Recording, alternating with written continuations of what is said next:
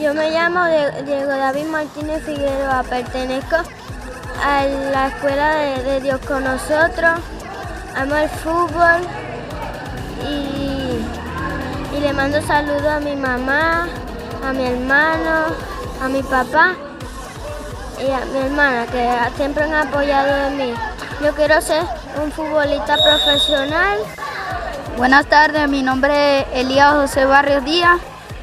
Hoy me siento muy contento por la directiva Dios con Nosotros, por las oportunidades que nos han dado, por las oportunidades que nos han regalado en este equipo. Me siento contento por lo que he mejorado, pues.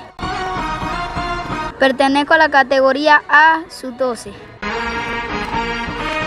Ya llevo un año en la directiva Dios con Nosotros.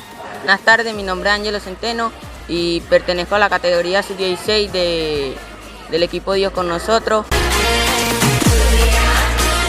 Me siento muy agradecido con los profesores y también con la directiva. Le mando un saludo a mi papá que está fuera del país, a mis tíos y a mi familia que está trabajando. Mi nombre es María Liciro y estoy en la categoría sub-14 y pertenezco al grupo Dios con Nosotros.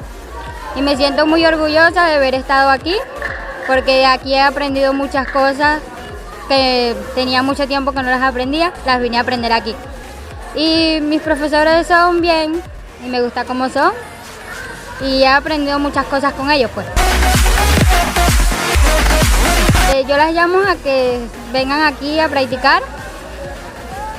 Si quieren entrenar, que vengan, pues no va a haber ningún problema y el profesor la va a recibir con mucho cariño y mucho amor. Igual la vamos a tener aquí. Buenas tardes, mi nombre es Claudio Enrique Gueja Mena, mis padres son Arnaldo Gueja y Nemelia Mena.